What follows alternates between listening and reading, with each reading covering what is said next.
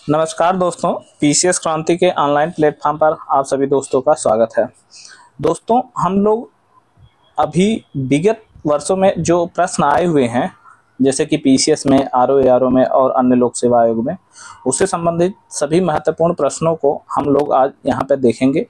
इसके अलावा हमारे प्लेटफॉर्म पर ज्योग्राफी और हिंदी, इन दो सब्जेक्ट को पीवाईक्यू लालचंद सर और रोहित सर द्वारा बराबर से लगातार लेकर आया जा रहा है। आप वहां से उसे अपने पीवाईक्यूज को बेहतर तरीके से यानी डिटेल्ड एनालिसिस वहां पे कराई जा रही है, जिसके माध्यम से आप लोग अपने तैयारी को और बेहतर कर सकते हैं। क्योंकि अब समय आ चुका है एक तरीके से कि आरओ में 2.5 महीने लगभग बचे हुए हैं, तो आप अब अपने सब्जेक्ट के अलावा पीवाईक्यूज को भी ध्यान देते रहेंगे। क्योंकि आप जानते ही हैं कि इन लोक स्टेट जो पीएससी होते हैं, यहाँ पर मैक्सिमम क्वेश्चन तो पीवाईक्यू जो होते हैं वो रिपीट होते हैं।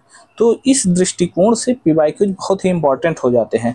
अगर देखा जाए हिस्ट्री की मैं बात करूँ तो हिस्ट्री में टोटल क्वेश्चन, जैसे कि आरओ में लगभग 140 क्वेश्चन टोटल आएंगे। तो 140 क्वेश्चनों में यहाँ देखा जाए तो लगभग हिस्ट्री का वेटेज 20 प्लस तो रहेगा ही, 20 प्लस तो रहेगा। ठीक है, अब 20 प्लस या फिर 22 प्लस रख सकते हो, 22 प्लस क्वेश्चन रहेंगे मॉडर्न टोटल हिस्ट्री के। तो यहाँ से पीवाईक्यू जब आप देखेंगे तो अगर आपके पीवाईक्यू पे पकड़ अच्छी है तो यहाँ से आपको लगभग 10 प्लस क्वेश्चन तो आपको यहाँ पीवाईक्यूज मिल जाएंगे। और यह आपकी तैयारी को बेहतर रूप देने में बहुत ही कारगर साबित होंगे। क्योंकि आप जितना बेहतरीन पीवाईक्यू के क्वेश्चन आप यदि आपके गलत नहीं हो रहे हैं तो आप समझ लो कि फाइट में हो एक तरीके से आरओ के या फिर किसी भी स्टेट पीएससी के एग्जामों में। क्योंकि यह एक तरीके से देखा जाए तो आसान क्वेश्चन हो जाते हैं जो पीवाईक्यू में आए रहते हैं, प्रीवियस ईयर में आए रहते हैं। अगर आप इस क्वेश्चनों को सही कर लेते हैं तो वहां से आप एक एज ले लेते हैं प्रीलिम्स को आसानी से क्रैक करने में। ठीक है, तो आपको इसी समस्या को समाधान करते हुए हम लोग अब डिटेल एनालिसिस लगभग 1000 प्लस एमसीक्यू लेकर आएंगे। ठीक है, जिसमें आपको अलग अलग सब्जेक्टों को, जैसे हिस्ट्री, ज्योग्राफी, पॉलिटी, इकोनॉमी, इन सब के सारे जो यूपीपीसीएस और यूपीएससी में आए हुए हैं और फिर अन्य स्टेट एग्जाम में आए हुए हैं जो महत्वपूर्ण है, उनको हम लोग यहाँ डिटेल में एनालिसिस करेंगे। जिसमें लगभग आपको देखा जाए तो 1000 प्लस क्वेश्चनों की डिटेल डिस्कशन करी जाएगी, जिसमें और यह क्वेश्चन लगभग हम लोगों ने लिए पिछले 15 साल के। एक तरीके से देखा जाए तो 15 साल के क्वेश्चन सबसे महत्वपूर्ण होते हैं, वहीं से मैक्सिमम क्वेश्चन पूछे जाते हैं। तो इसी संदर्भ में हम लोगों ने लगभग 15 वर्षों के पीवाईक्यूज को डिटेल्ड डिस्कशन यानी एमसीक्यू फॉर्म में डिटेल डिस्कशन करने का निर्णय लिया है। जिसमें आपका वर्तमान में पीसीएस क्रांति टीम द्वारा ज्योग्राफी का लेके आया जा रहा लालचंद साहब द्वारा, और फिर हिंदी का जो कि आरओ का एक महत्वपूर्ण सेगमेंट है जिसके 60 क्वेश्चन होंगे। और इस 60 क्वेश्चन के सेगमेंट में रोहित सर द्वारा हिंदी के पीवाईक्यूज को लाया जा रहा है। और हम अब चालू करेंगे मॉडर्न हिस्ट्री से, यानी कि हिस्ट्री के पोर्शन को भी हम लेके आएंगे। और यहाँ हफ्ते में 2 क्लासेज आपको लगभग मिलेंगी और इस तरीके से आप उसको रिवीजन भी करते चलेंगे और आपका बेहतरीन तरीके से पीवाईक्यू समाप्त भी होता जाएगा। ठीक है, तो आप इस पर फोकस्ड होकर आप इसे पूरा डिटेल में देखें। और यदि आपको हमारे कंटेंट बेहतर लगते हैं तो आप प्लीज़ सब्सक्राइब और शेयर करते रहें और बेल आइकन पे प्रेस भी कर दें, जिससे कि आपको हमारे आने वाले अन्य वीडियो के नोटिफिकेशन पहले मिल जाया करेंगे। ठीक है, तो आप तो बिना देरी करे हुए हम शुरू करते हैं अपने बिंदुओं को। तो यह पहला बिंदु है। और उससे पहले हम बता दें कि हम लोग इस सेगमेंट में कवर क्या क्या करेंगे। इस सेगमेंट में हम लोग 3 चैप्टर को कवर करेंगे। एक तरीके से जो मॉडर्न हिस्ट्री में है, यूरोपीय कंपनियों का आगमन, इससे संबंधित जो महत्वपूर्ण क्वेश्चन है पीवाईक्यू जो आए हुए हैं विभिन्न लोक सेवा आयोगों में, उसको देखेंगे। इसके अलावा ईस्ट इंडिया कंपनी और बंगाल के नवाबों से संबंधित तथ्यों को देखेंगे। और क्षेत्रीय राज्य जो कि 18वीं शताब्दी में जो विखंडित क्षेत्रीय राज्य थे, जैसे पंजाब, मैसूर, मराठा, बंगाल, अवध, रुहेलखंड, जाट, ये सब चीज़ों पे हम लोग देखेंगे ध्यान से। ठीक है, और इससे संबंधित महत्वपूर्ण क्वेश्चन को अटेम्प्ट करेंगे। तो इसी संदर्भ में आज का पहला क्वेश्चन यूरोपीय कंपनियों के आगमन से संबंधित, कि मध्यकाल में भारत से व्यापार संबंध स्थापित करने वाले थे। यानी कि मध्यकाल में आप देखते होंगे कि लगभग 15वीं सदी के जब एकदम लास्ट में ही पुर्तगालियों ने सबसे पहले भारत में आगमन किया था। तो इस तरीके से यह मध्यकाल का जो 1498 में पुर्तगालियों में वास्को डिगामा जो कि पुर्तगाली था, यह कालीकट के तट पे, जो कि केरल में है, कालीकट के तट पे, केरल के कालीकट तट पर पहुंचा हुआ था।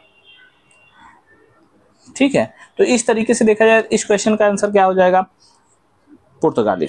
सबसे पहले 1498 में वास्को डिगामा केरल के काली तट पर पहुंचा हुआ था, जिसका स्वागत किया था जमोरिन ने, जो कि उस समय कालीकट का हिंदू राजा था, एक हिंदू राजा था। दोस्तों इससे पहले आपको ध्यान दिया जाए तो अरब लोग पहले से ही व्यापार करते थे। उस समय अरब लोग पहले से ही व्यापार करते थे, और अरब लोग पहले से व्यापार करते थे, लेकिन ये प्रथम यूरोपी था जो आया हुआ था भारत में व्यापार करने के लिए। अब इसके पीछे के कारण भी देख लेते हैं कि यह वास्को डिगामा जैसे लोग, यानी पुर्तगाली स्पेनिश लोगों ने भारत की खोज कैसे करी, यानी भारत के दूसरे रास्ते की खोज कैसे करी। तो दोस्तों उसके पीछे एक कहानी है कि 1453 के समय कुस्तुनतुनिया, जो कि वर्तमान का तुर्की है, कुस्तुनतुनिया यह क्षेत्र जो कि वर्तमान का तुर्की है, इस क्षेत्र को मुस्लिमों द्वारा इसे कब्जा कर लिया गया था। इस तरीके से जो रूट स्थल मार्ग था यूरोप से भारत की यात्रा का, वह बंद हो गया था। यानी कि क्योंकि आप देखेंगे कि तो सी ऑफ मरमरा जो है, वहां से जो तुर्की का जो भाग यूरोप में है और कुछ भाग एशिया में है, तो इस तरीके से जब वहां उस चीज पे कब्जा हो गया था उस क्षेत्र पर, तो जो यूरोपीय यात्री थी वो अब नहीं आ सकते थे भारत में सीधे स्थल मार्ग से। तो इन्होंने एक वैकल्पिक रास्ता अख्तियार किया, यानी कि वैकल्पिक रास्ते की खोज करने की कोशिश की, जिसमें से स्पेनिश और पुर्तगाली, यह दो क्षेत्र थे जो कि इसमें बहुत सबसे आगे रहे। इस तरीके से उस समय दो लोग, एक तो वास्को डिगामा, एक था कोलंबस, ये दो लोगों ने यात्रा करने का निर्णय लिया, एक नए रास्ते की खोज करने का निर्णय लिया। तो इस तरीके से जब इन्होंने खोज किया, एक तो कोलंबस और एक कोलंबस हुआ, एक वास्को डिगामा हुआ।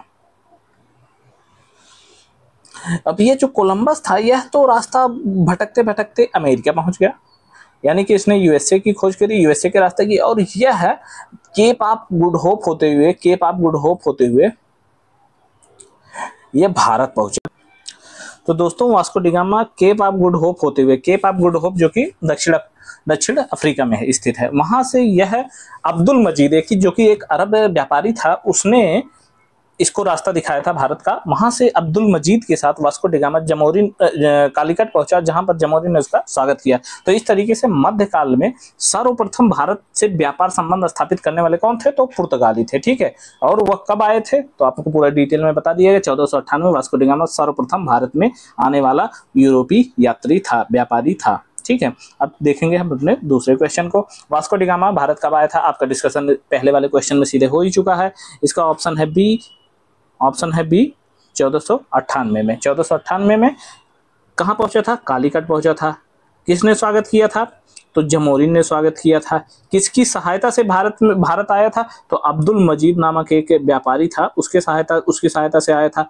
और अब इसको एक कुछ और पॉइंट यहाँ ऐड कर सकते हैं, व्यापार का कितना व्यापार हुआ था, व्यापार में उसे लाभ कितना हुआ, तो बताते हैं लोग कि 60% लगभग उसने मुनाफा कमाया हुआ था। और दोस्तों यह है वास्को डिगामा जो था, यह 2 बार भारत आया था, यानी कि इस 1498 आने के बाद ये 1502 में पुनः भारत आया हुआ था। ठीक है, ये 2 बार वास्को डिगामा भारत आया हुआ था। तो इस तरीके से वास्को डिगामा से संबंधित ये महत्वपूर्ण तथ्य थे जो आपको जान लेने चाहिए। ठीक है, अब देखेंगे अपने दूसरे क्वेश्चन को। दोस्तों यह है, पुर्तगाली उपनिवेश का प्रथम वायसराय भारत में कौन नियुक्त हुआ। दोस्तों जब वास्को डिगामा भारत आया तो वहां का जो राजा था, यानी कि जो उस समय पुर्तगाल पुर्तगाल पर स्पेन का कब्जा हो गया था, उस समय जो शासक वहां का था, उसने फिर पूर्व के क्षेत्र में व्यापार करने के लिए अन्य लोगों को भी भेजना स्टार्ट किया। तो इस तरीके से कई लोग भारत आए, जैसे कि आप केब्राल आया, और फिर अल्वारेज एक नाम था वो भी आया हुआ था, और अन्य लोग भी आए हुए थे। तो इस तरीके से पुर्तगालियों ने भारत में एक तरीके से अपना उपनिवेश स्थापित करना स्टार्ट कर दिया था। तो उसी समय में 1503 में सर्वप्रथम पुर्तगालियों ने कोच्चि में अपनी फैक्ट्री लगाई थी। कोचीन में अपनी प्रथम व्यापारिक फैक्ट्री लगाई थी। ठीक है, अब व्यापारिक फैक्ट्री से आप यह नहीं समझ लेंगे कि यह कोई चीज थी यहाँ पे कि मतलब कि यहाँ पे विनिर्माण क्षेत्र, विनिर्माण का उत्पादन यानी वस्तुओं का उत्पादन होता था, ऐसा कुछ नहीं होता था। यहाँ पे मेनली यह था कि जो वो लोग सामान खरीदते थे यानी व्यापार करते थे, उनको यहाँ पे संग्रहित करके रखा जाता था, और वहाँ पे कुछ लोगों का क्या कहते हैं, जो अधिकारी होते थे उनके दफ्तर और निवास स्थान भी हुआ करते थे। तो फैक्ट्री का मतलब यह हुआ वहाँ कोई निर्माण क्षेत्र वन नहीं था। ठीक है, तो सर्वप्रथम 1503 में कोचीन में पुर्तगालियों ने अपने प्रथम व्यापारिक फैक्ट्री स्थापित करी, और इस तरीके से प्रथम वायसराय के रूप में अल्मीडा को, फ्रांसिस डी अल्मीडा को 1505 से 1509 के बीच में पुर्तगाल ने भारत में अपना प्रथम वायसराय बनाकर भेजा, 1505 से 1509 तक। ठीक है, तो सर्वप्रथम प्रथम वायसराय कौन था, तो वह था अल्मीडा। इसका आंसर होगा आंसर सी, आप अल्मीडा देख लेंगे। ठीक है, और अल्मीडा से संबंधित भी कुछ तथ्य हैं आपको बता दें, जैसे कि इसे चौल की युद्ध में महमूद बेगड़ा, जो कि गुजरात का उस समय शासक था, इसने चौल की युद्ध में हराया था, चौल की युद्ध में। और फिर इसके अलावा आप कुछ बिंदु और इसका देख लें तो, और उसके बाद फिर अल्मीडा ने उस समय वर्तमान के मिस्र के राजा और गुजरात के शासक महमूद बेगड़ा और उस समय तुर्की के राजा, इन तीनों की नौसेना को भी पराजित किया था उसी समय। ठीक है, तो अब हम देखेंगे अपने दूसरे क्वेश्चन को। निम्नलिखित में से किसने वास्को डिगामा का कालीकट में स्वागत किया था? आपको पहले ही बता दिया था, वास्को डिगामा का कालीकट में स्वागत करने वाला शासक था जमोरिन, जो कि एक हिंदू राजा था। ठीक, अब देखेंगे अपने अगले क्वेश्चन को। अब इसमें क्या दिया गया है कि सूची 1 को सूची 2 से सुमेल कीजिए और नीचे दिए गए कूट की सहायता से सही आंसर को चुनिए।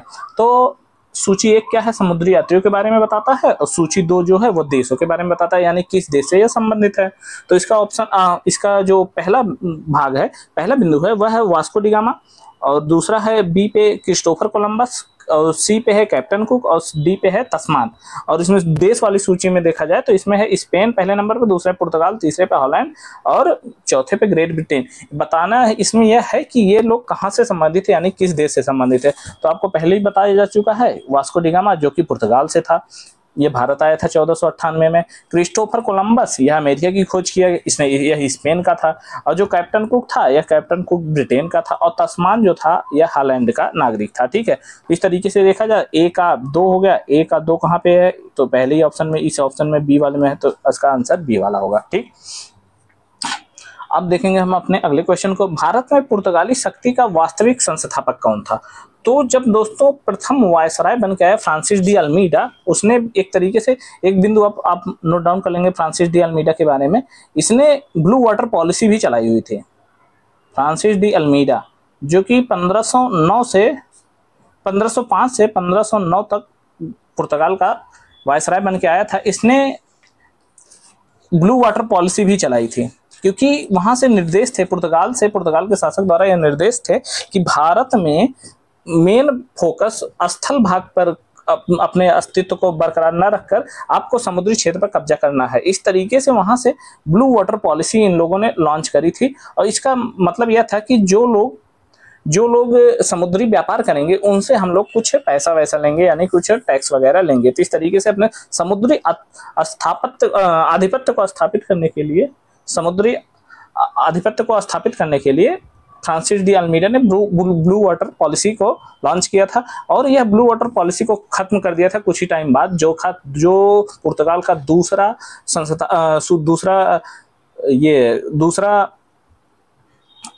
वायसराय था अल्बुकर्क, उसने इसे समाप्त कर दिया था।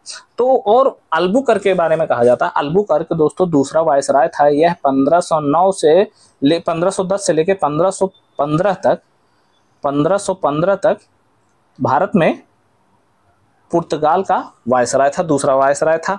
और इससे अब अल्बुकर्क से महत्वपूर्ण बात है, इसे पुर्तगाली शक्ति का वास्तविक संस्थापक माना जाता है। पुर्तगाली शक्ति का वास्तविक संस्थापक माना जाता भारत में अल्बुकर्क को।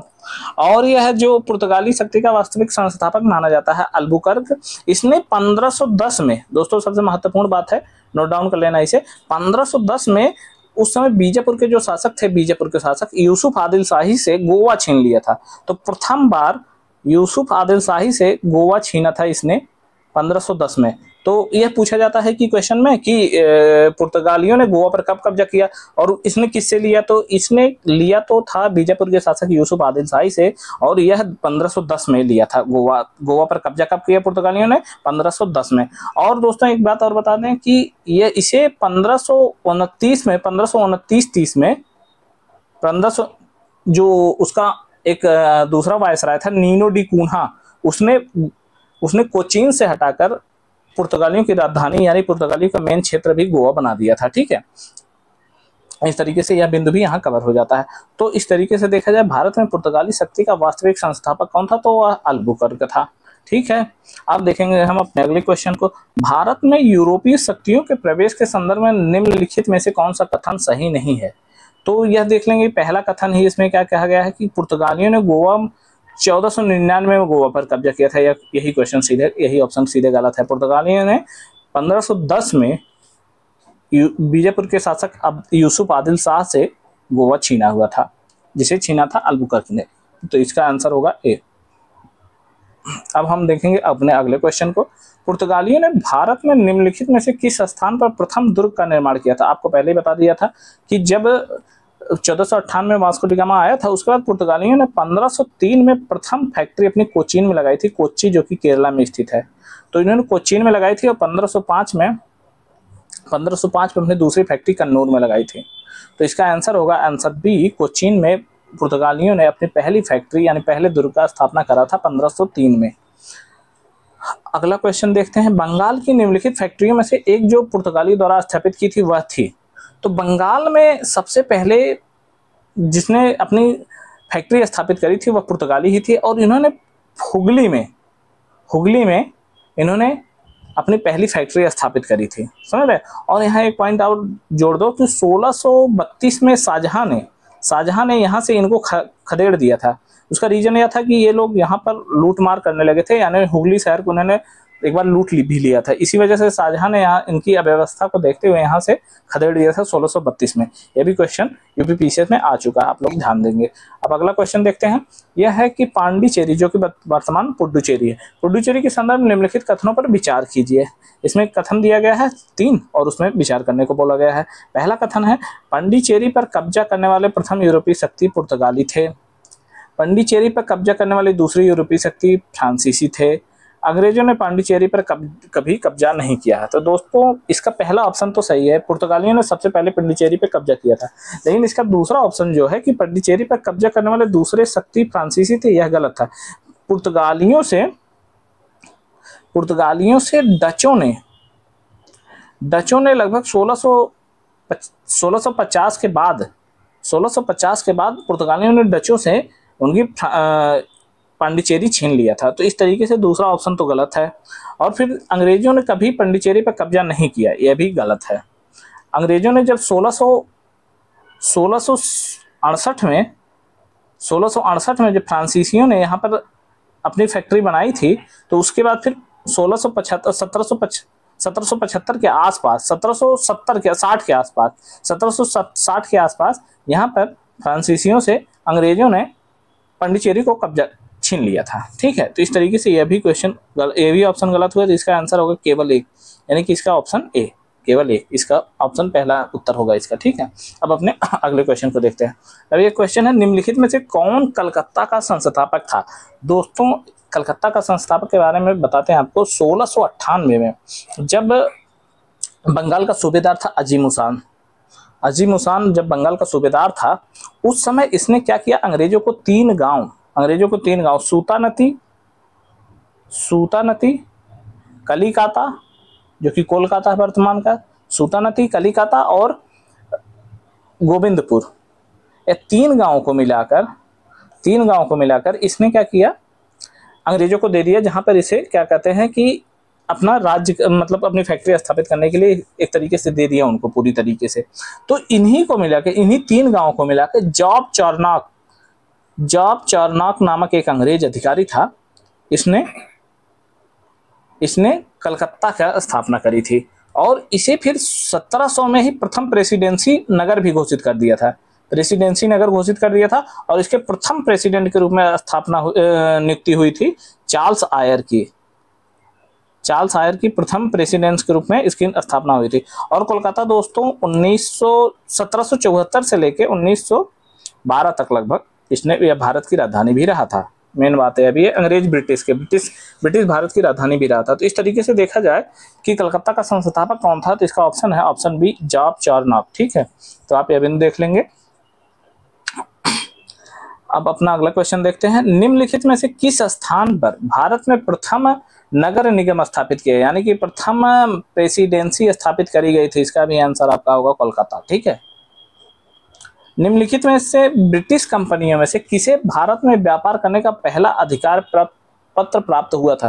दोस्तों ईस्ट इंडिया कंपनी जो थी उससे पहले लीवेंट नामक कंपनी थी, एक लीवेंट नामक कंपनी थी, उसे ईस्ट इंडिया मतलब इस पूर्वी क्षेत्र में पूर्वी देशों में व्यापार करने का अधिकार ब्रिटिश जो वह समय राजशाही थी उसने दे दिया था।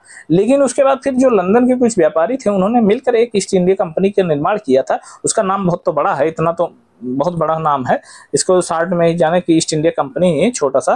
तो उन्होंने उसके बाद फिर इस व्यापार को अधिग्रहण कर लिया था। इस तरीके से भारत में व्यापार करने का पहला अधिकार प्राप्त तो देखा जाए तो वह लीवेंट कंपनी को हुआ था। उसके बाद ईस्ट इंडिया कंपनी आई थी, तो इसका आंसर ए ही होगा, लीवेंट कंपनी। ठीक है, अब देखेंगे हम अगले क्वेश्चन को। किस मुगल सम्राट के काल में इंग्लिश ईस्ट इंडिया कंपनी ने भारत में सर्वप्रथम अपना कारखाना स्थापित किया था?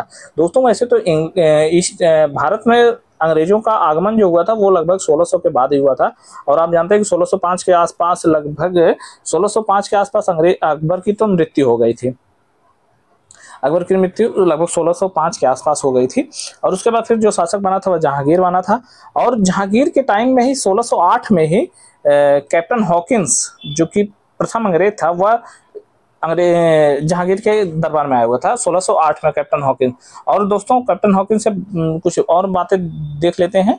यह 400 का मनसब दिया इसे, जहांगीर ने 400 का मनसब भी दिया और इसे लगभग अपने यहाँ 2 साल तो वहाँ रहा था जहांगीर के पास, और इसे 400 का मनसब भी दिया था। और यह जो हेक्टर नामक जहाज था, हेक्टर नामक जहाज का यह कप्तान था। ठीक है, और इसके साथ एक बिंदु इससे संबंधित और है, कैप्टन हॉकिंस से यह फारसी और तुर्की का अच्छा ज्ञाता था। तो 1608 में कैप्टन हॉकिंस आया था। तो इस तरीके से देखा जाए तो ईस्ट इंडिया कंपनी ने सर्वप्रथम जो कारखाना अपना खोला था वो अस्थायी कारखाना 1611 में मसूलीपट्टनम में खोला था। लेकिन 1613 में प्रथम अस्थायी कारखाना सूरत में खोला था। तो इस तरीके से जो अंग्रेजों का प्रथम कारखाना की स्थापना है वह माना जाता है 1613 में सूरत में। ठीक है, तो सूरत में 1613 में उस समय शासक कौन था? उस समय आप जानते हैं शासक था जहांगीर। ठीक है, जहांगीर का शासनकाल शायद 1605 से लेकर 1627 तक है। हाँ, भारत 17वीं शताब्दी के पहले चतुर्थांश का मतलब है, आप जानते हैं शताब्दी 100 साल का होता है। 100 साल में देख लो तो आप 4 भाग कर लो तो उसके मतलब कि पहले जो 25 साल है उसको प्रथम चतुर्थांश बोलेंगे। ठीक है, तो इसमें इस बात को ध्यान रखना 17वीं शताब्दी के प्रथम चतुर्थांश है, मतलब कि 1625 के आसपास, तो 1600 से 1625 के आसपास तक। ठीक है, ये आपको क्लैरिफाई कर लेना चाहिए कि बोला क्या जा रहा प्रश्न में। ठीक है, तो 17वीं शताब्दी यानी कि 1600 से 1625 के पहले चतुर्थांश में निम्नलिखित में से कहाँ ईस्ट इंडिया कंपनी का कारखाना स्थापित किया गया था? तो इस तरीके से चीकाकोल, तिरुचिरापल्ली, यहाँ पे तो बहुत लास्ट में आए थे क्योंकि जो प्रथम वो हुआ था, प्रथम फ्रांसीसी आंग्ल युद्ध हुआ था, यानी प्रथम कर्नाटक युद्ध, उस समय तिरुचिरापल्ली के आसपास अंग्रेजों ने अपनी कंपनी स्थापित करी थी। तो इस तरीके से तीसरा स्थान अगर आप काट दें तो 2 ऑप्शन तो यहाँ से एलिमिनेट हो जाना है, बाकी बचे 2 ऑप्शन। चीकाकोल भी उसी टाइम के लगभग जो कर्नाटक युद्ध हुआ था उसी समय के स्थापना अंग्रेजों ने वहां पर अपनी फैक्ट्री डाली थी। तो इस तरीके से दूसरा भी ऑप्शन गलत हो जाएगा। तो इसका ऑप्शन होगा ऑप्शन ए, केवल भरूच में, जो कि भरूच देखा जाए तो गुजरात का क्षेत्र है, सूरत के आसपास के। इस तरीके से 17वीं शताब्दी के पहले चतुर्थांश में इंग्लिश ईस्ट इंडिया कंपनी अपने कारखाने स्थापित किए थे, तो वह भरूच में किए थे। इसका ऑप्शन होगा ऑप्शन ए। ठीक है, केवल एक, भरूच। ठीक है, ईस्ट इंडिया कंपनी की प्रथम फैक्ट्री स्थापित की गई थी। तो ईस्ट इंडिया कंपनी की प्रथम फैक्ट्री आपको बताया था 1613 में सूरत में की गई थी। ठीक है, इसका ऑप्शन होगा 1613 में सूरत में, वो भी किसके कहने पे। और ये स्थापित जो करी गई थी, उससे पहले आपको बता दें कि 1612 में ही जो कैप्टन वेस्ट था, एक कैप्टन वेस्ट था अंग्रेजों का, उससे पहले जहांगीर जो था वह पुर्तगालियों के ब्लू वाटर पॉलिसी जो थी उससे बहुत ही चिंतित हो गया था, यानी और पुर्तगाली लगातार भारत पर इधर उधर लूटपाट करते थे, इससे बहुत ज्यादा चिंता हो गई थी। और उनका और महत्वपूर्ण बात तो यह थी मुगलों की कि वह उनकी जो सेना थी, वह समुद्री सेना वह बहुत कमजोर थी, यानी कि नौसेना बहुत बेकार थी इस तरीके से, तो वह उनसे लड़ नहीं पाते थे। तो इसी संदर्भ में वह बहुत चिंतित था। तो इसी दौरान एक ब्रिटेन का एक कैप्टन था, कैप्टन वेस्ट, इसने 1611 में स्वाली के निकट इसने पुर्तगालियों को हरा दिया। इसने जब पुर्तगालियों को हरा दिया तो इससे जहांगीर बहुत खुश हुआ, और इस तरीके से जहांगीर जब खुश हुआ तो इसने अस्थाई कारखाना बनाने का ऑफर दे दिया अंग्रेजों को। तो अंग्रेजों ने जो 1611 में सर्वप्रथम मसूलीपट्टनम में अपनी प्रथम अस्थाई कारखाना बनाया था, अब उसे अस्थाई कारखाना सूरत में उन्होंने, यानी कि पश्चिमी तट पे भारत के, इन्होंने 1613 में अपने प्रथम अस्थाई कारखाने को स्थापित किया। ठीक है, तो इसका आंसर हो जाएगा सूरत में 1613 में। इसके पीछे की कहानी भी आपको बता दें। कहानी बताने का मुख्य मकसद यही होता है कि इससे आपको आसानी से क्वेश्चन याद रहेगा, फैक्ट याद रहेगा, क्योंकि हिस्ट्री तो मैक्सिमम फैक्ट पे बेस्ड है। लोक सेवा आयोगों में इसी तरीके के क्वेश्चन आते हैं, तो आपको जानना जरूरी होता है। हम देखेंगे अपने अगले क्वेश्चन को। निम्नलिखित यूरोपीय व्यापारिक कंपनियों में से किसने सूरत में सर्वप्रथम अपना कारखाना स्थापित किया था? तो दोस्तों 1613 में अंग्रेजों ने अपना कारखाना स्थापित किया था सूरत में सर्वप्रथम। इसके अलावा यहाँ पे दो ऑप्शन सही होंगे, ऑप्शन बी भी सही होगा, ऑप्शन सी भी सही होगा, क्योंकि 1600 दोस्तों जब लुई 14वां था, फ्रांसीसी सेना प्रमुख था, यानी कि फ्रांस का जो राजा था लुई 14वां, उसी के समय में उसका प्रधानमंत्री कोलबर्ट था। कोलबर्ट ने फ्रांसीसियों के नौसेना का विस्तार किया और उसने भी पूर्वी देशों में व्यापार करने के लिए अपनी सेना को, अपने व्यापारियों को भेजा। इसी तरीके से जब व्यापारी फ्रांसीसी सबसे लास्ट में आए थे जो कि भारत में, और इन्होंने 1668 में सूरत में अपने प्रथम कारखाना फ्रांसिस कैरो द्वारा स्थापित किया गया था सूरत में। तो इस तरीके से अंग्रेजों ने भी 1613 में सूरत में अपना कारखाना स्थापित किया था और 1668 में फ्रांसीसियों ने भी स्थापित किया था। इसका इस तरीके से इसका दोनों आंसर होगा, बी और सी दोनों होंगे। ठीक है, निम्नलिखित में से किस वर्ष प्रयागराज उत्तर प्रदेश के किले पर अंग्रेजों का अधिकार हुआ? दोस्तों जो प्रयागराज था उस पर 1797 में जो महाराजा चैत सिंह थे, उनसे अंग्रेजों ने, महाराजा चैत सिंह जो बनारस के राजा थे, उनसे इन्होंने यह प्रयागराज का किला जो था उनसे छीन लिया था अंग्रेजों ने 1797 में। इसका आंसर होगा आंसर डी। ठीक है, अब देखेंगे अपने अगले क्वेश्चन को। भारत, इसका क्वेश्चन सूची 1 को सूची 2 के साथ सुमेलित कीजिए, सूची को नीचे दिए गए कूट के सही उपयोग करके उत्तर को चुनिए।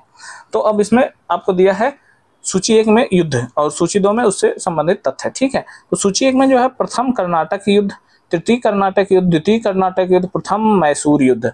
तो सूची 2 में दिया है पेरिस की संधि से अंत, सूची 2 में दिया है दूसरा बिंदु है ब्रिटिश की हार, तीसरा बिंदु है अनिर्णायक युद्ध और चौथा बिंदु है एक्सला-सैपल से अंत। ठीक है, तो इसको मिलान करना आपको। तो दोस्तों आप जानते हैं कि जो युद्ध हुआ था प्रथम कर्नाटक युद्ध, वो 1746 से लेकर 1749 तक हुआ था। इसमें क्या हुआ था, इसमें एक्सला-सैपल की संधि से इसका अंत हुआ था, यानी कि यहाँ पे अंग्रेज कमजोर पड़ गए थे। नवाब अनवरुद्दीन जो अंग्रेजों की तरफ से लड़े थे, कर्नाटक के राजा थे, उनको हरा दिया था इस तरीके से। और इसमें जो उस समय फ्रांसीसी गवर्नर था, वायसराय था, वह था डुप्ले। तो डुप्ले के कूटनीति के द्वारा इस युद्ध में बढ़त ले ली गई थी। और उसी के साथ साथ यहाँ पे देखा जाए तो मेडागास्कर का जो प्रमुख था, सेनापति था ला बोडोन ने, उसने भी सहायता करी थी। तो इस तरीके से एक्सला-सैपल का संधि में, जो कि अमेरिका में स्थित है, वहां से जब इस युद्ध में डुप्ले ने मद्रास को कैप्चर कर लिया था उसके बाद फिर क्या किया, ब्रिटेन ने अपने एक्सला-सैपल की संधि करी। इस तरीके से मद्रास को, भारत में फ्रांसीसियों को मद्रास छोड़ना पड़ा, और इसी संदर्भ में उसी समय जो ब्रिटिश लोग थे वह अमेरिका पर भी कब्जा किए हुए थे, और अमेरिका में फ्रांसीसी क्षेत्र के ब्रिटेन वालों ने उसका फ्रांसीसी क्षेत्र कब्जा किया था, वह था लुइसबर्ग। तो इस एक्स-ला-चैपल संधि के साथ भारत में मद्रास को छोड़ा गया और अमेरिका में छोड़ा गया लुइसबर्ग को। ठीक है, तो इसका ऑप्शन आपको पहला वाला मिलेगा चौथे पे। और तृतीय कर्नाटक युद्ध में पेरिस से इसकी संधि का अंत हुआ, और द्वितीय कर्नाटक युद्ध में इसमें अनिर्णायक रहा, और प्रथम मैसूर में ब्रिटेन की हार हुई थी। तो इस तरीके से आप देख लेंगे ए का 4 तो इसका ऑप्शन होगा सी। ठीक है, अब देखते हैं अपने अगले बिंदु को। भारत में फ्रांसीसियों ने अपना सबसे पहला कारखाना निम्न स्थान में कहाँ स्थापित किया था? दोस्तों, इसका कारखाना फ्रांसीसियों ने 1668 में सूरत में किया था। ठीक है, फ्रांसिस कैरो द्वारा, ठीक है, इसकी स्थापना की गई थी। फ्रांसीसी ईस्ट इंडिया कंपनी संस्थापित हुई थी, तो आपको बताया ही इससे पहले लुई 14वां, जिसका प्रधानमंत्री था, पीएम था कोलबर्ट, उसके समय में फ्रांसीसियों ने ईस्ट इंडिया कंपनी को स्थापित किया था। ठीक है, तो इसका आंसर होगा ए, लुई 14वां के कॉल में।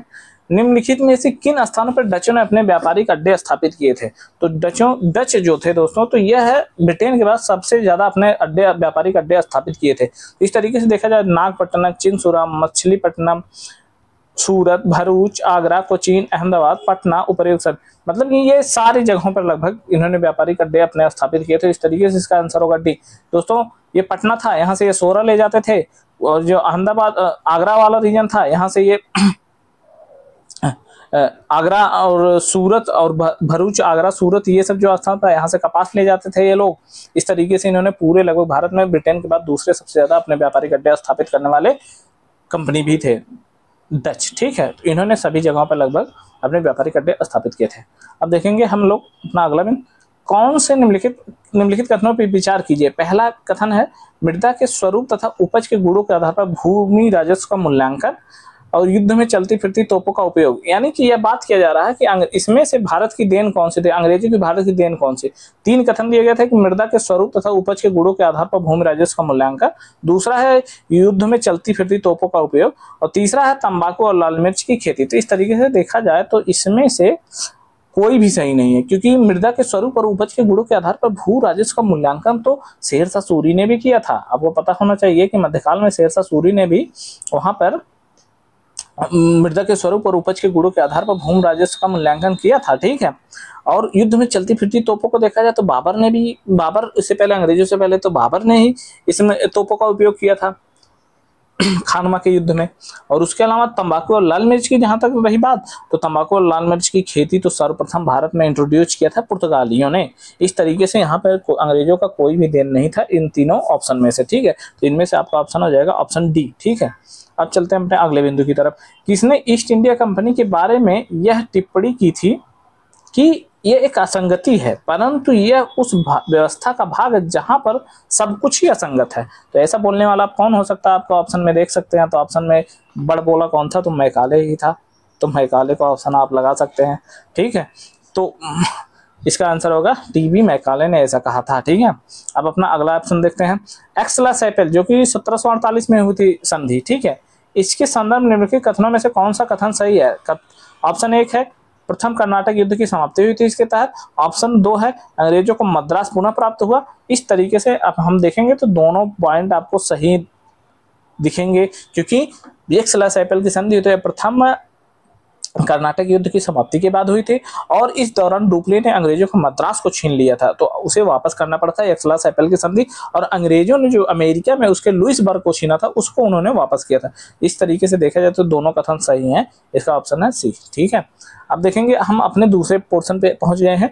दूसरा भाग जो है वह है ईस्ट इंडिया कंपनी और बंगाल के नवाब। इनसे संबंधित महत्वपूर्ण क्वेश्चन आपको इसमें डिस्कस किए जाएंगे, जिसका डिटेल में डिस्कशन हो रहा है। ठीक है, तो स्टार्ट करते हैं हम लोग अपने दूसरे भाग का। यह निम्नलिखित में से कौन एक मुगल सम्राट द्वारा नियुक्त बंगाल का अंतिम गवर्नर था? तो दोस्तों आपको बता दें कि 1698 में अजीम उसान जो था वह बंगाल का गवर्नर था, लेकिन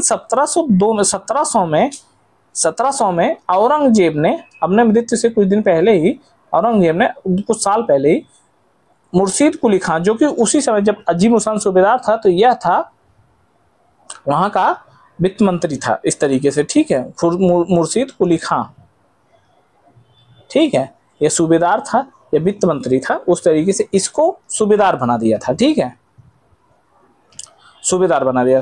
तो इस तरीके से देखा जाए कि बंगाल में मुगल सम्राट द्वारा नियुक्त बंगाल का अंतिम गवर्नर मुर्शिद कुली खान था, ठीक है। अब देखेंगे अपना अगला बिंदु, मुगल बादशाह द्वारा नियुक्त बंगाल का अंतिम सूबेदार, वही क्वेश्चन है सेम टू सेम, मुर्शिद कुली खान। सिराजुद्दौला क्लाइव लैड द्वारा परास्त हुआ था किस युद्ध में? तो दोस्तों सिराजुद्दौला को क्लाइव लैड ने कहाँ हराया था? तो आप जानते होंगे कि क्लाइव लैड ने 1757 में प्लासी के युद्ध में सिराजुद्दौला को हराया था, जहां पे उसके साथ धोखाधड़ी हुई थी, यानी कि जो उसका मुख्य सेनापति था वह अंग्रेजों से यानी क्लाइव लैड से जाके मिल गया था, ठीक है। इस तरीके से यहाँ सिराजुद्दौला की हार हुई थी प्लासी के युद्ध में 1757 में। हाँ, अगला क्वेश्चन देखते हैं हम, भारतवर्ष में ब्रिटिश साम्राज्य का संस्थापक कौन था? यानी कि भारत में ब्रिटिश साम्राज्य को स्थापित करने का जिम्मा किसके पक्ष में आया था? तो ब्रिटिश साम्राज्य जो कि 1757 के बाद भारत में स्थापित हुआ, प्लासी की युद्ध जो कि एक महत्वपूर्ण युद्ध हुआ था, और उसके बाद फिर बक्सर का युद्ध हुआ 1764 में, जहां पूरा इस पे मुहर ही लग गई थी। उसके बाद फिर 1765 के इलाहाबाद की संधि में ये सारा बात क्लियर हो गया था, और उसके बाद भारत में ब्रिटिश का एक क्षेत्र ब्रिटिश के कब्जे में आ गया था, एक क्षेत्र ब्रिटिश के कब्जे में आ गया था। तो इसमें महत्वपूर्ण भूमिका जो निभाई थी उस समय एक सामान्य सा अधिकारी जो था रॉबर्ट क्लाइव, उसने संस्थापना भारत में की थी ब्रिटिश साम्राज्य की, ठीक है। तो इसका आंसर होगा सी, लॉर्ड रॉबर्ट क्लाइव द्वारा, ठीक है। अगले क्वेश्चन को देखते हैं अपने, निम्नलिखित में से किसे स्वर्ग से उत्पन्न सेना नायक कहा जाता है? अब भाई आपको अभी क्वेश्चन इससे पहले डिस्कस किया हमने कि ब्रिटेन द्वारा भारत में जो राज्य स्थापित किया था उसका प्रमुख जिम्मेदार व्यक्ति था रॉबर्ट क्लाइव। तो ऐसा किसके लिए कहा जा सकता है? तो स्वर्ग से उत्पन्न सेना नायक कहा जाएगा आपको रॉबर्ट क्लाइव के लिए ही। तो ऑप्शन सी इसका सही आंसर है, ठीक है। निम्नलिखित में से किसने अपनी राजधानी मुर्शिदाबाद से मुंगेर स्थापित करी थी? तो दोस्तों जो मीर कासिम था, मीर जाफर के बाद उन्होंने जब 1757 के प्लासी की युद्ध हुआ उसमें सिराजुद्दौला हारा, उसके बाद अंग्रेजों ने मीर जाफर को वहाँ का शासक नियुक्त किया, लेकिन उससे भी जब अपने इच्छाएं पूर्ति नहीं हुई तो उसने मीर कासिम को नियुक्त किया दूसरा शासक। और मीर कासिम जो था बहुत ही महत्वाकांक्षी था, इसने अंग्रेजों के हस्तक्षेप को सीमित करने के लिए अपनी राजधानी को मुर्शिदाबाद से मुंगेर स्थापित कर दिया था, और मुंगेर में ही इसने एक आधुनिक शस्त्रागार की स्थापना भी करी थी। इसके अलावा यह अपनी सेना को आधुनिक सेना के रूप में प्रशिक्षित भी किया था फ्रांसीसियों द्वारा। तो इस तरीके से इसका आंसर होगा डी, मीर कासिम, जो कि अपनी राजधानी मुर्शिदाबाद से मुंगेर स्थानांतरित की थी। अब चलते हैं अपने अगले क्वेश्चन की तरफ। यह क्वेश्चन है, सबसे अधिक निर्णायक युद्ध जिसने अंग्रेजों के भारत में प्रभुत्व को संस्थापित किया था वह कौन सा था? तो आप जानते हैं 1757 में हुआ था प्लासी का युद्ध। इसके बाद सबसे महत्वपूर्ण युद्ध हुआ था बक्सर का युद्ध हुआ था 1764 में। इसके बाद हुई थी 1765 में इलाहाबाद की संधि। इलाहाबाद की संधि में क्या किया गया कि बंगाल का जो क्षेत्र था उसका राजस्व जो क्षेत्र था उसका पूरा जिम्मेदारी मुगल सम्राट द्वारा दे दी गई थी ब्रिटिशों की। तो इस तरीके से सबसे महत्वपूर्ण युद्ध देखा जाए भारत में अंग्रेजों के प्रभुत्व को स्थापित करने के लिए, संस्थापित करने के लिए, तो वह बक्सर का युद्ध माना जाएगा, जो कि 1764 में हुआ था बक्सर बिहार में, ठीक है। अब देखते हैं हम अगले बिंदु को, अंग्रेजी ईस्ट इंडिया कंपनी द्वारा लड़े गए निम्नलिखित युद्धों में से कौन सा सर्वाधिक निर्णायक था? तो वही question same to same, Buxar की लड़ाई, ठीक है। निम्नलिखित में से कौन सा युद्ध भारत में अंग्रेजों के आधिपत्य की दृष्टि की स्थापना की दृष्टि से सबसे महत्वपूर्ण समझा जाता? बक्सर की युद्ध। लगातार 3 क्वेश्चन वही हैं, ठीक है। बक्सर की लड़ाई के समय बंगाल का नवाब कौन था? महत्वपूर्ण बात है ये, बंगाल का नवाब कौन था? तो उस समय दोस्तों नवाब था मीर कासिम। क्यों? क्योंकि जब मीर जाफर को हटाया गया बंगाल के नवाब के पद से तो मीर कासिम को अपना नवाब बनाया गया, लेकिन जब मीर कासिम से भी उसके अंग्रेजों की पूर्ति नहीं हुई अपने इच्छाओं की, तो उन्होंने मीर कासिम को भी हटाने का फैसला किया। तो इस तरीके से मीर कासिम क्या किया, वहां से भागा या मीर कासिम बंगाल से, और यह पहुंचा अवध में उस समय शासक थे सुजाउद्दौला, और सुजाउद्दौला के पास उसी समय अली गौहर जो कि शाह आलम द्वितीय जो कि मुगल सम्राट थे वह भी वहां पे ही रह रहे थे। इस तरीके से इन सभी लोगों ने मिलकर थे, मुगल सम्राट सुजाउद्दौला, अवध के नवाब सुजाउद्दौला और बंगाल के नवाब मीर कासिम, इन तीनों ने मिलकर बक्सर का युद्ध किया था, ठीक है। बक्सर का युद्ध किया जिसमें इनका जो मुख्य मुख्य नेता था वह था, यानी कि जो सेनाध्यक्ष था इन लोगों का, वह था गुरगीन खान, और अंग्रेजों की तरफ से लड़ा था हेक्टर मुनरो, और इन दोनों की युद्ध में पराजय हुई थी। मीर कासिम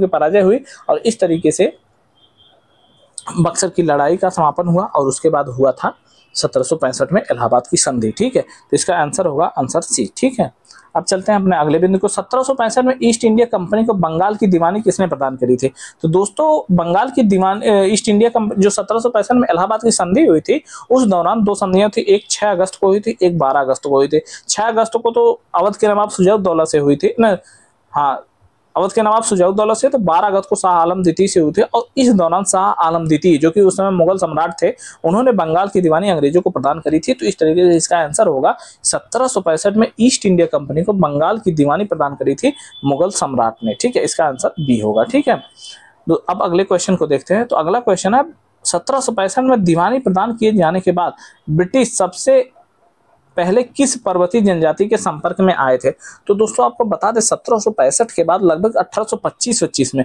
1820 से 1825 में अंग्रेजों ने जो पूर्वोत्तर क्षेत्र है, म्यांमार और भारत के भी पूर्वोत्तर क्षेत्र है, उन सब के जो उस समय वहाँ की जो लकड़ियाँ थी, मतलब ईंधन और कीमती लकड़ियां थी, उन पर कब्जा करने के लिए, उन संसाधनों को कब्जाने के लिए इन्होंने आक्रमण कर दिया उधर। तो उस समय सबसे पहले तीरथ सिंह के नेतृत्व में उस समय खासी जनजाति ने इनका विरोध किया था। ठीक है, खासी जनजाति तीरथ सिंह के नेतृत्व में 1824 के आसपास लगभग। ठीक है, तो इस तरीके से इसका आंसर हो जाएगा आंसर बी, खासी जनजाति सबसे पहले इनके संपर्क में आई थी उसके बाद। ठीक है, दीवानी प्रदान करने के बाद। ठीक है, अब देखते हैं हमने अगले क्वेश्चन को। अवध सल्तनत के हिंदू नायब वजीर के संदर्भ में निम्नलिखित कथनों में से कौन सा कथन सही है? राजा टिकैत राय नवाब आसफुद्दौला के अर्थ मंत्री यानी वित्त मंत्री थे। और दूसरा कथन है अवध के नवाबों के राज्य में समानता कतिपय हिंदू जातियों के लोगों को उच्च स्थान प्राप्त था। इस तरीके से देखा जाए तो जो राजा टिकैत राय थे या नवाब आसफुद्दौला, जो कि 1775 में यह 1775 में अवध का नवाब बना था, और इससे संबंधित दो महत्वपूर्ण बातें वहां हमें ध्यान देना है। इसने ही 1775 में अवध की राजधानी को फैजाबाद से हटाकर, जो कि वर्तमान में अयोध्या है, फैजाबाद को हटाकर लखनऊ बनाया था सबसे पहले 1775 में। ठीक है, ध्यान देना आपको। और इसने ही इमामबाड़ा के निर्माण किया था, जो लखनऊ में इमामबाड़ा है उसका निर्माण इसने ही किया था, नवाब आसफुद्दौला ने ही। ठीक है, इसके समय में ही राजा टिकैत राय अवध के वित्त मंत्री थे। ठीक है, और अवध उस समय आसफुद्दौला बल्कि उदार प्रवृत्ति का व्यक्ति था, उसने हिंदू जाति को लोगों को भी उच्च स्थान देना स्टार्ट कर दिया था। ठीक है, इसके अलावा और अंतिम जो अवध नवाब था वह था वजीर नवाब वाजिद अली शाह। नवाब वाजिद अली शाह 1848 से लेकर 1856 तक, 1847 से लेकर 1856 तक अवध के नवाब रहे थे। ठीक है, इसका दोनों ऑप्शन सही है, दोनों कथन सही है। ठीक है, अब देखेंगे हम अगले बिंदु को। 18वें शताब्दी में भारत में लड़े गए युद्धों में निम्नलिखित में से सही कालानुक्रम कौन सा है? तो दोस्तों अगर वंडीवास का युद्ध 1760 में हुआ, बक्सर का युद्ध 1764 में हुआ, प्लासी का युद्ध 1757 में हुआ, तो यह तो क्रम से नहीं है। अंबर का युद्ध दोस्तों अंबर का युद्ध जो हुआ था ये प्रथम कर्नाटक युद्ध के दौरान हुआ, 1749 के आसपास हुआ था। प्लासी का युद्ध 1757 में हुआ था, 1757 में। बंडीवास 1760 में हुआ, बक्सर हुआ 1764 में। तो इसका तरीके से ये आंसर सही है। ठीक है, आंसर बी, पहले अंबर फिर प्लासी। अंबर का युद्ध 1749, प्लासी का युद्ध 1757। बंडीवास हुआ था डच और ब्रिटेन के बीच, इसी तरीके से डच खत्म हो गए थे बंडीवास के दौरान, सॉरी अंग्रेज और फ्रांस के बीच होता बंडीवास का 1760 में, और बक्सर युद्ध होता 1764 में। ठीक है, अब अगला युद्ध देखते हैं। बंडीवास के युद्ध 1760 में हुआ था, तो यह ब्रिटिश और फ्रेंच के बीच हुआ था। ठीक है, आपको बता दिया पहले ही। निम्न में से किसने भारत में अंग्रेजों का सर्वाधिक विरोध किया था? तो दोस्तों सबसे पहले आप तो जानते होंगे अंग्रेजों का विरोध करने वाला सर्वाधिक जो भाग था वह था मराठों का। मराठा ने ही अंग्रेजों का सर्वाधिक विरोध किया था उस समय। ठीक है, अब हम देखेंगे अपने तीसरे पोर्शन पे आगे। क्षेत्रीय राज्य उस समय जो 18वीं शताब्दी में विखंडित राज्य थे, जैसे कि पंजाब था, मैसूर था, रुहेलखंड था, अवध था, और उसके बाद फिर बंगाल था, जाटों का था, इस तरीके से जो अन्य राज्य भी थे। तो इन सबको मिलाकर इससे संबंधित जो क्वेश्चन होंगे उसको हम देख लेते हैं। तो उसी संदर्भ में देखते हैं कि रणजीत सिंह के राज्य में सम्मिलित था। तो दोस्तों आप जानते हैं कि रणजीत सिंह ने राजधानी बनाई थी अपनी लाहौर में। ये शुकर चकिया मिस्र के व्यक्ति थे, शुकर चकिया, इन्होंने लाहौर में अपनी राजधानी बनाई थी। और इस समय इनकी जो राज्य में सम्मिलित था तो वह देखा था श्रीनगर था, ठीक है, काबुल इनके राज्य में सम्मिलित नहीं था कभी भी, ठीक है। रणजीत सिंह किस मिसल से संबंधित थे? तो दोस्तों मिसल जो थी शुकर चकिया मिसल से संबंधित थे। मिसल क्या था? जो वहाँ के एक प्रमुख सिख शासक थे, सिख नेता थे, शासक कहना उचित नहीं होगा, नेता थे, वो थे जस्सा अहलुवालिया। जस्सा अहलुवालिया ने क्या किया, कपूर सिंह अहलुवालिया के बाद जस्सा अहलुवालिया ने क्या किया, इनको जत्थों में 12 जत्थों में बांट दिया। जत्थों का मतलब मिसलों में। और इन मिसलों का जो शासन होता था वह एक समिति द्वारा की जाती थी, जो सारे समितियों और सारे जत्थों को, सारे मिसलों को मिलाकर एक समिति बनाई जाती थी अस्थायी, उसके द्वारा इसका शासन होता था। तो उसी में से था एक शुकर चकिया मिसल। शुकर चकिया मिसल जो थी उसके ही महाद जी के यहाँ, महाद जी थे उसके प्रमुख, और उनके यहाँ राजा रणजीत सिंह का जन्म हुआ था, ठीक है। तो आप ये दिन को नोट डाउन कर लेंगे। राजा रणजीत सिंह किस स्थान पर अदालत ए आला की स्थापना करी थी? जाहिर सी बात, अगर आप उसे कॉमन सेंस लगाएंगे, ऐसी सब बातें कहाँ स्थापित हो सकती, अपने राजधानी में स्थापित हो सकती है। तो दोस्तों आपको पहले ही बताया कि राजा रणजीत सिंह की राजधानी क्या थी, तो राजा रणजीत सिंह की राजधानी लाहौर थी। तो इसका आंसर क्या हो जाएगा? बी ऑप्शन हो जाएगा इसका, लाहौर। लाहौर में राजा रणजीत सिंह ने अदालत ए आला की स्थापना की थी। अब अपने अगले क्वेश्चन को देखते हैं। निम्नलिखित में से किसने कहा था ईश्वर की इच्छा थी कि मैं सब धर्मों को एक निगाह से देखूं, इसलिए उसने दूसरी आंख की रोशनी ले ली? तो दोस्तों आपको यह भी पता होगा कि राजा रणजीत सिंह जो थे उनके एक आंख खराब हो गई थी, यानी एक आंख से उन्हें दिखाई नहीं देता था, ठीक है। तो ऐसा किसने कहा होगा? तो आप जानिएगा, महाराजा रणजीत सिंह ने कहा था, ठीक है।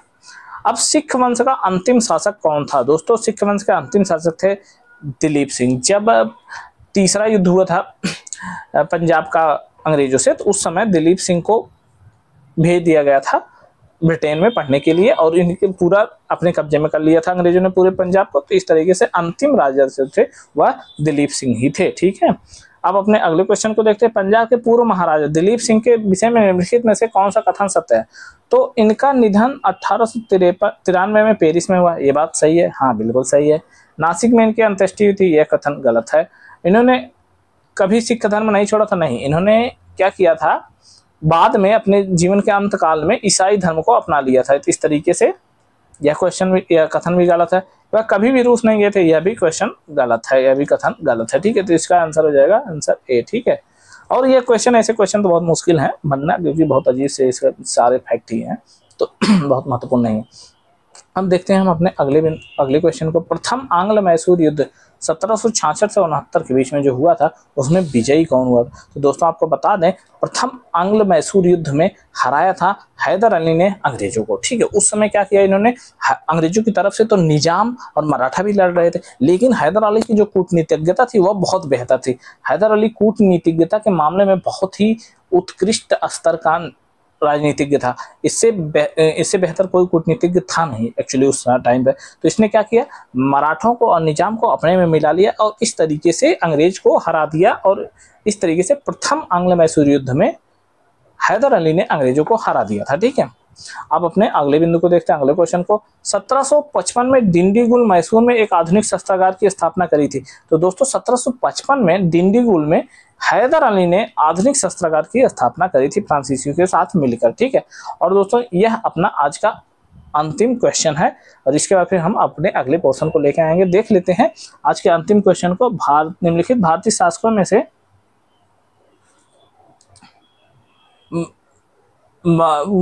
में से जिसने विदेशों में आधुनिक पद्धति से दूतावास स्थापित किए थे, तो वह कौन था?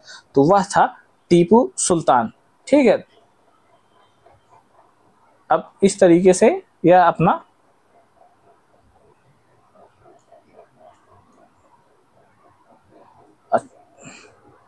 दोस्तों इसके अलावा भी हम कुछ क्वेश्चंस हैं उसको भी देख लेते हैं, 2-4 क्वेश्चन और होंगे उसको भी देख लेते हैं। इसका आंसर आपको बता दें, टीपू सुल्तान था, उसके बाद फिर इसकी समाप्ति होगी।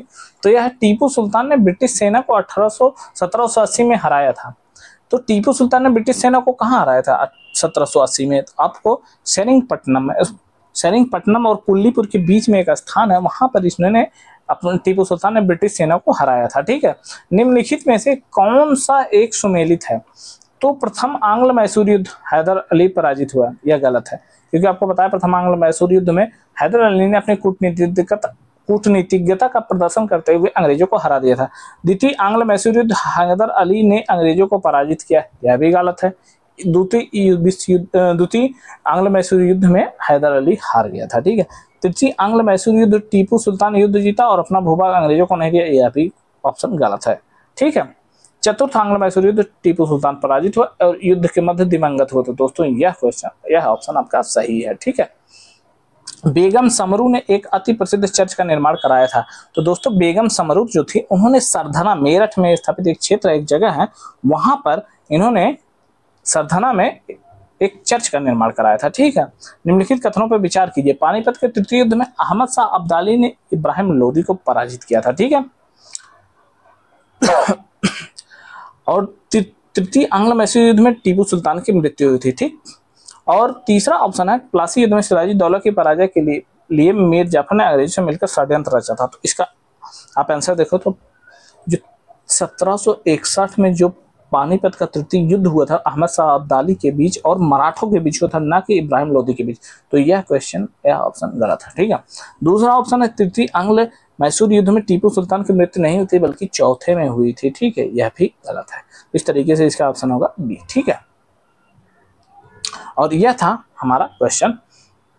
आज के जो 3 हमने पोर्शन को कवर करना था हमने कवर कर लिया। अब इसके बाद फिर हम अगले और कुछ चैप्टर को लेके हाजिर होंगे PYQs, और आपको बेहतर रूप में कंटेंट प्रोवाइड करने को डिटेल, इसी तरीके से डिटेल एनालिसिस हम लोग करेंगे, ठीक है। तो अगर आपको यह कंटेंट अच्छा लगा तो आप प्लीज़ शेयर और सब्सक्राइब करते रहें और अपने बेल आइकन को प्रेस कर लें, जिससे कि आपको हमारे वीडियो को नोटिफिकेशन लगातार मिलता रहे, ठीक है। तो आपको धन्यवाद इसके लिए, इस चैप्टर के लिए।